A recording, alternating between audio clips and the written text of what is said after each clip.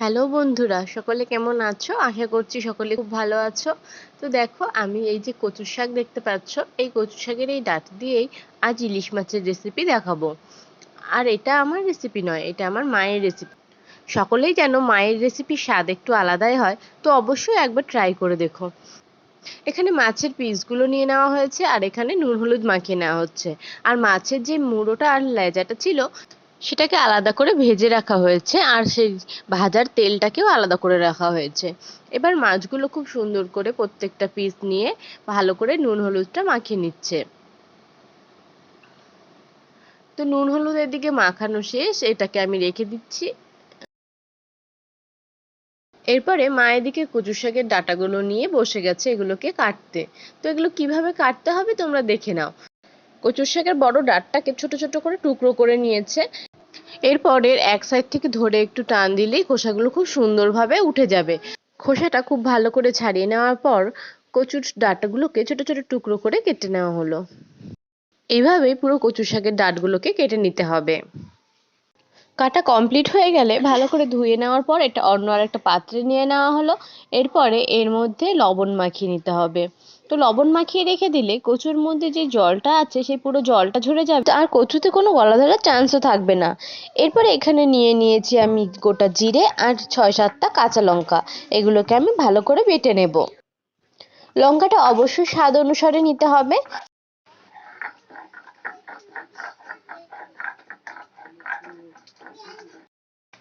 জিরে আর লঙ্কাটা খুব ভালো করে বাটা হয়ে গেছে। এরপরে নিয়ে নেওয়া হলো সর্ষে, আর সর্ষের মধ্যে সামান্য একটু লবণ আর একটা লঙ্কা দিয়ে বাটা হচ্ছে।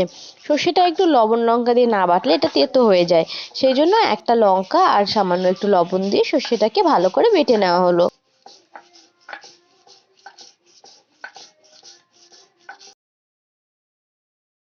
সর্ষে বাটা কমপ্লিট হয়ে গেলে এটাকে একটু ছেঁকে নেওয়া হলো। এরপরে যে কচু শাকের ডাঁটগুলোতে লবণ মাখিয়ে রাখা হয়েছিল সেগুলোকে চেপে চেপে জলগুলো বের করে নিতে হবে। দেখো, এগুলো চাপ দিলেই এর ভেতর থেকে কতটা করে জল বেরোবে। আর এখানে যে জিরে আর লঙ্কার পেস্টটা ছিল তার মধ্যে আমি দিয়ে দিলাম 2 চামচ হলুদ। হলুদ দেওয়ার পর সব উপকরণগুলোকে একটা স্পুন দিয়ে একসাথে মিশিয়ে নেওয়া হলো।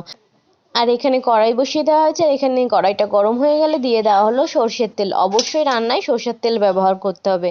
দিয়ে দেওয়া হচ্ছে 2টো শুকনো লঙ্কা আর কালো জিরে ফোড়ন। এবারে এর মধ্যে আমি মশলাটাও দিয়ে দিলাম। এরপরে মশলাটাকে খানিকক্ষণ সময় ধরে একটু ভেজে নিতে হবে। আর এর মধ্যে দিয়ে দেওয়া হলো 1 চামচ লবণ। লবণ দিয়ে মশলাটাকে একটু ভেজে নেওয়া হচ্ছে যতক্ষণ না এটা ভালো করে ভাজা হয়ে তেল ছাড়ছে। তো এটা ভাজা হয়ে তেল ছেড়ে দিলে এর মধ্যে দিয়ে দেওয়া হবে কচুগুলো।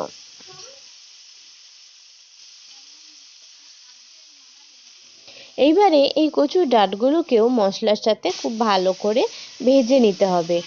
লবণ মাখিয়ে রাখার সময় এই কচুর ডাঁটগুলো থেকে অনেকটাই জল বেরিয়েছিল, আর বাকি যেটুকু জল আছে এই ভাজার সময় শুকিয়ে নিতে হবে।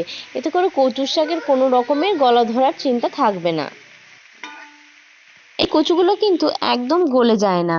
এগুলো অনেকটা বেশ শোলার মতো বা স্পঞ্জের মতো হয়ে থাকে, তাই অনেকে এগুলোকে শোলা কচুও বলে থাকে। এবার কচুটা ভালো করে ভাজা হয়ে গেলে এর মধ্যে আমি দিয়ে দেব জল। এরপর এটাকে আমি 5 মিনিটের জন্য একটু ঢেকে রাখবো। গ্যাসের ফ্লেমটা মিডিয়াম টু লোয়ে রাখতে হবে। 5 মিনিট পর দেখো এটা খুব ভালো করে ফুটে এসছে, আর কচুগুলো প্রায় সেদ্ধ হয়ে গেছে। এগুলো পুরোপুরি গলবে না, আমি আগেই বলেছি।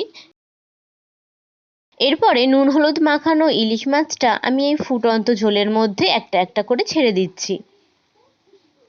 তো মাছটা দিয়ে এটাকে আবারও 5 মিনিটের জন্য লো ফ্লেমে ঢেকে রেখে দেবো। ওপর থেকে 4-5টা কাঁচা লঙ্কা চিড়ে দেওয়া হলো, আর মাছটাকে একটু নাড়াচাড়া করে ঢেকে রেখে দেওয়া হলো 5 মিনিটের জন্য।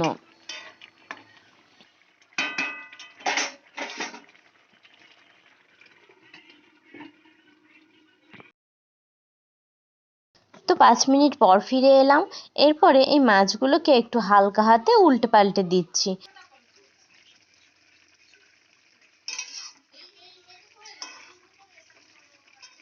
মাছের মুড়ো আর লেজা ভাজার পর যে তেলটা রাখা হয়েছিল সেই তেলটা এর মধ্যে দিয়ে দেওয়া হলো, আর দিয়ে দেওয়া হচ্ছে সর্ষে বাটা।